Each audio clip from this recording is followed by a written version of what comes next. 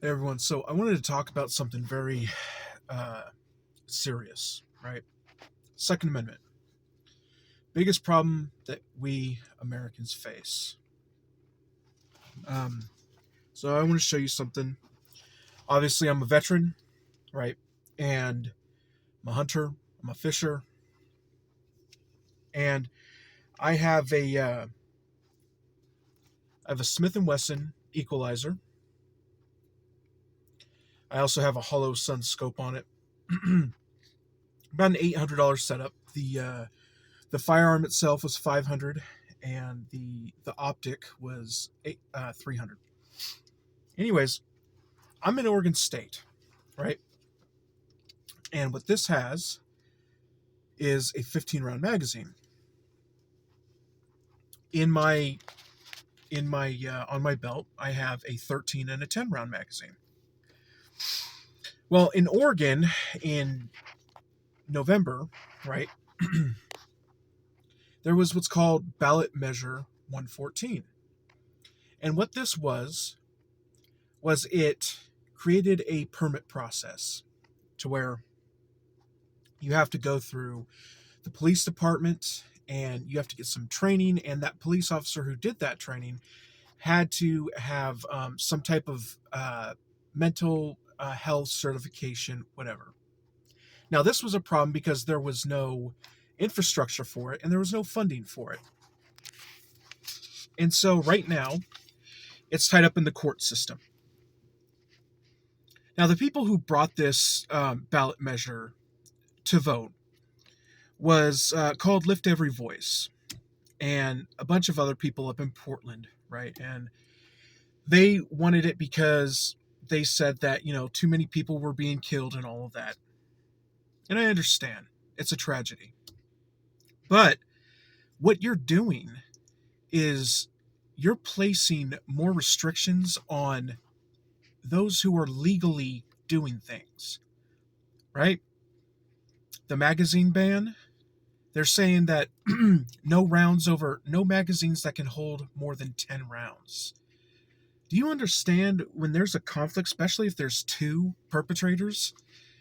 I don't think these people actually know what happens. Now, some people say, some leftists or these people who are against guns, they say if you need more than 10 rounds, then you're not a very good shot. You shouldn't even own a firearm.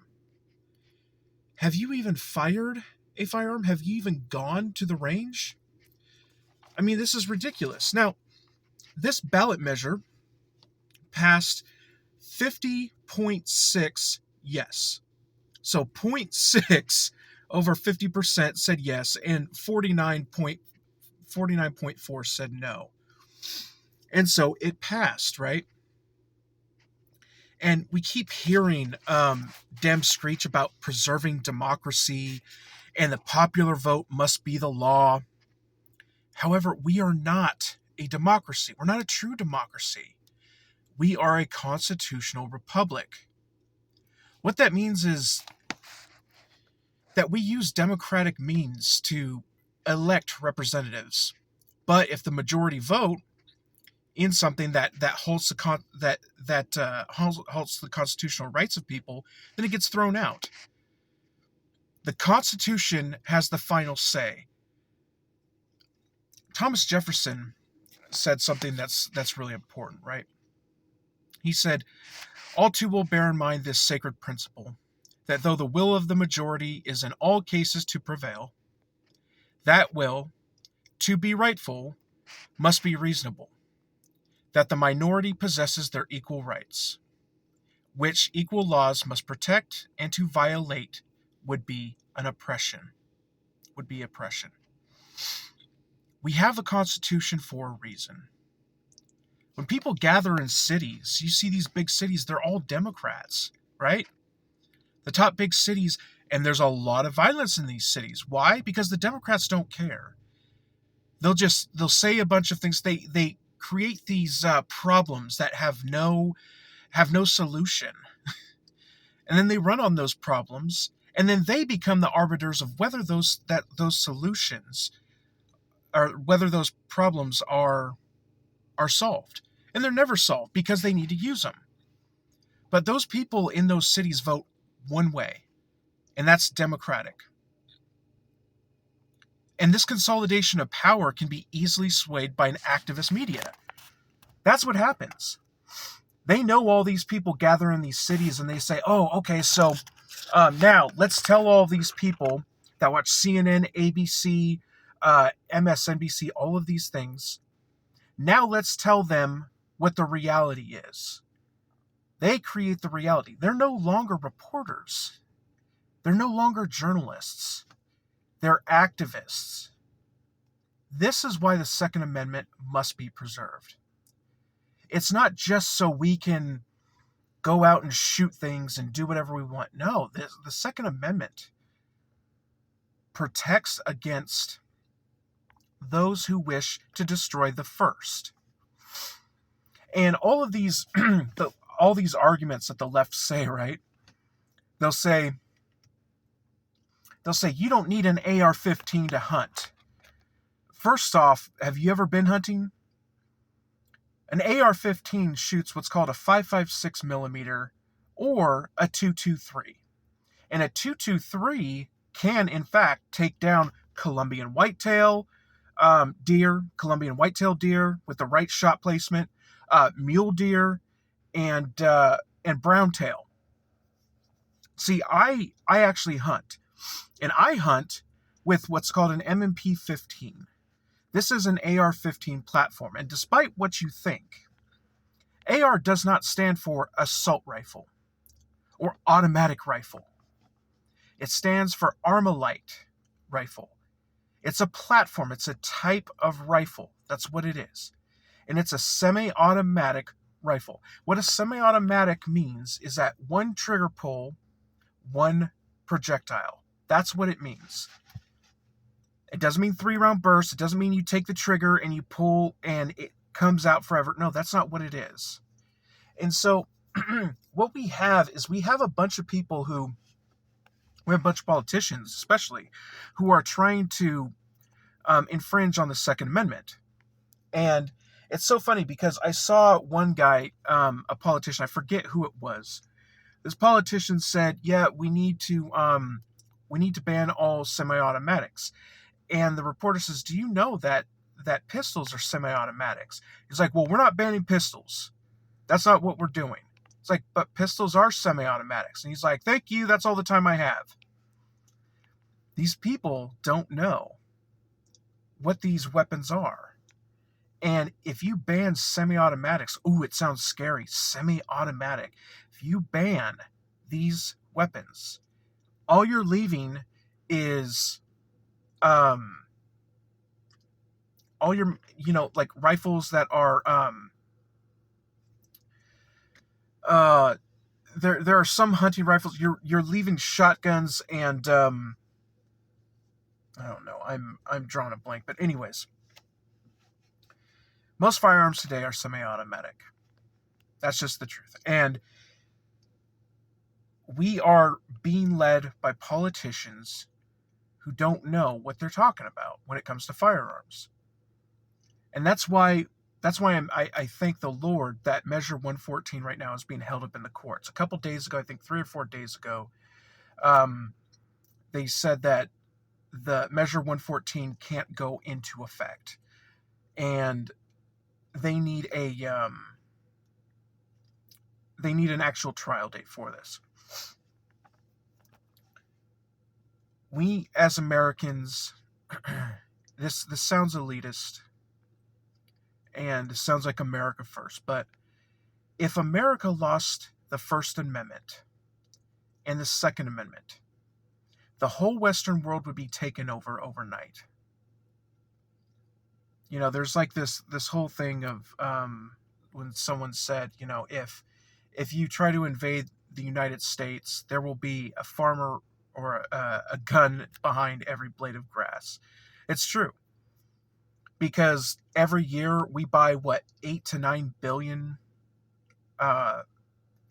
billion worth of rounds. Yeah. Just like our military. Our military does even more. But we are very armed, especially out here in the country. So it's just something to think about.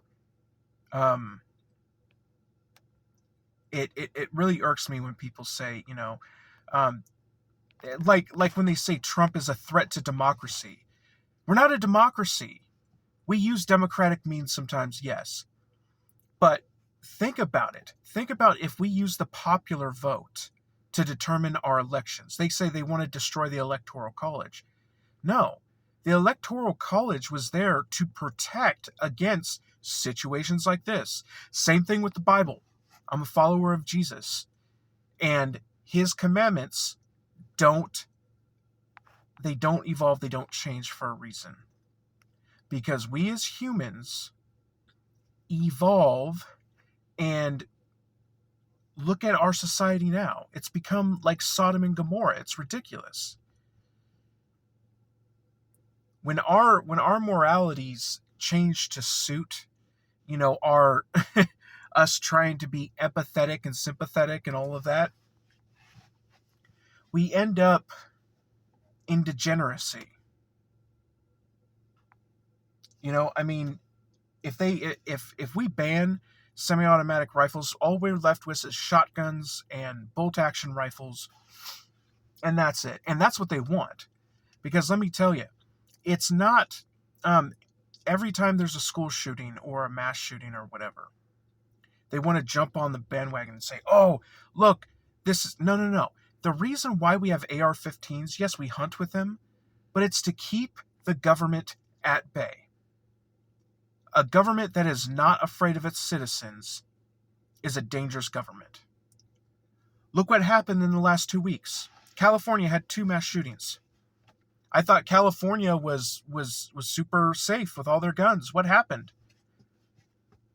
Yeah. And check East LA. Check Oakland. Tell me how that's doing. No. The criminals are having a good final time. But those who have legal firearms have to jump through hoops to protect themselves. Is that ridiculous or not? Now, I know leftists will say, yeah, but when those people get caught with illegal firearms, they go to jail.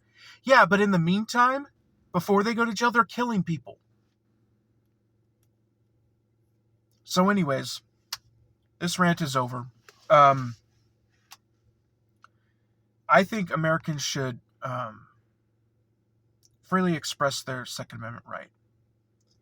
And especially if there was ever a World War III, if we were ever invaded, or if anybody ever tried to fight us, it's our duty to protect our country, to protect our people. If there was, imagine if Russia came and tried to invade, or China, or something like that. We need to have the tools to address that. Anyways,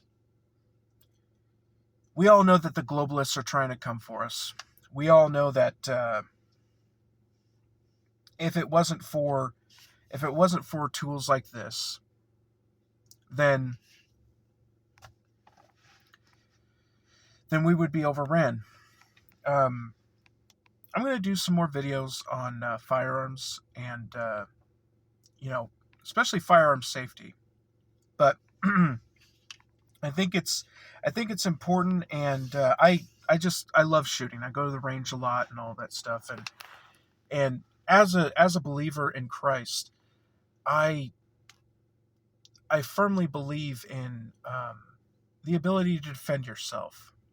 But we also have to love each other. We also have to be making sure that we protect each other, against evil. We wrestle not against flesh and blood, but principalities and powers. And that's what's happening. Is we have a lot of things going on in the spiritual realm. And yes, I do believe that this is the end times. I'm not placing a date, no man knows the hour or the day, but I do think that we are in the end times, and because of this, we need to protect each other. But anyways, that's all for this, and I'll talk to you later.